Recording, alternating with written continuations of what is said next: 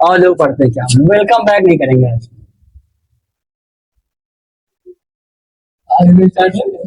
Hmm.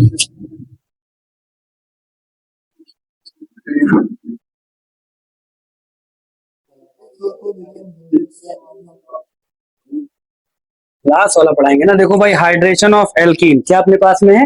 Hydration of alkene. Alkene क्या होती है देखिए। एल्कीन मतलब होता है कार्बन कार्बन के बीच में क्या होता है? Double bond. और हाइड्रेशन का मतलब क्या होता है भाई? हाइड्रेशन मतलब, हाइड्रेशन का मतलब होता है क्या? H2O। क्या होता है? H2O। और इसकी जो प्रेजेंस होती है वो होती है डाइल्यूट H2SO4। ठीक है, होता क्या देखिए, यहां से निकलेगा H प्लस और क्या निकलेगा? OH minus.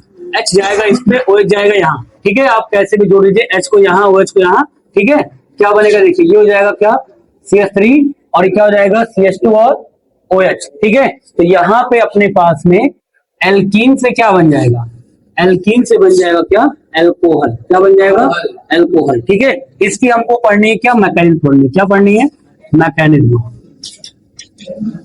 मैकेनिज्म का क्या मतलब होता है भाई कि जो है कोई भी रिएक्शन कैसे कैसे किन किन स्टेप में हुई है, इसे हम लोग क्या बोलते हैं? मैकेनिज्म। देखिए, जब भी हमें मैकेनिज्म करनी होती है तो हम लोग रिएक्शन स्टार्ट कैसे करते हैं। देखिए, सबसे पहले क्या लेंगे? जो अपने ऊपर लिखा है, जिसकी प्रेजेंस होती है। प्रेजेंस क्या है हमारे पास में? H2SO4। क्या है? H2SO4। इसे ब्रेक करेंगे तो क्या आएगा? H plus. और क्या आएगा अपने पास में? HSO4 पे माइनस। ठीक है, देखिए इसके बाद जो चीज यहाँ पे निकलता है, इससे जो मिला उसकी रिएक्शन हम कराएंगे H2O से। किसके साथ?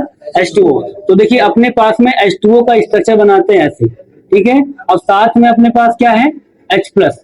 केमिस्ट्री वाले केस में हमेशा जो हमारा न्यूक्लियोफाइल होता है वो इलेक्ट्रोफाइल पे अटैक करता है। न्यूक्लियोफाइल का मतलब जिनके पास में इलेक्ट्रॉन होते हैं, और इलेक्ट्रोफाइल का मतलब जहां पे इलेक्ट्रॉन क्या होते हैं? कम होते हैं। देखिए, हमेशा इलेक्ट्रॉन से पॉजिटिव की साइड जाएगा और क्या बनेगा देखिए, H हो जाएगा, O हो जाएगा, ये H, और यहाँ पे भी H लग जाएगा। ठीक, अब जब इसने इलेक्ट्रॉन इसको दिया तो इसका जो पॉजिटिव चार्ज है इस ऑक्सीजन के पास आ गया। ठीक है, अब देखिए यहां से जो बना ये निकला।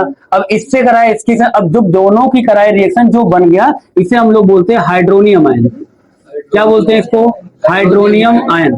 अब इसकी रिएक्शन हम कराएंगे एल्कीन से। ठीक है, देखिए एल्कीन, देखिए ये हो जाएगा CH2 डबल बॉन्ड CH2।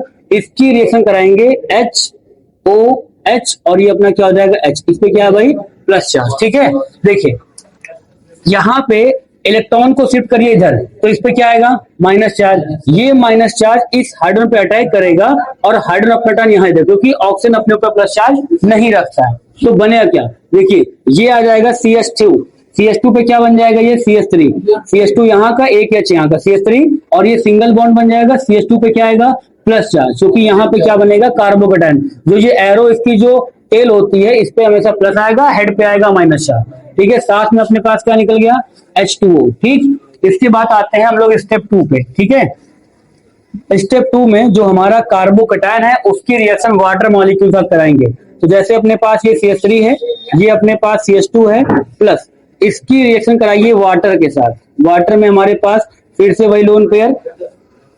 अब ये इलेक्ट्रॉन इधर से इधर आएगा, हमेशा न्यूक्लियोफाइल आएगा इलेक्ट्रोफाइल के पास में। क्या होगा देखिए, ये बन जाएगा अपना CH3 और ये हो जाएगा CH2।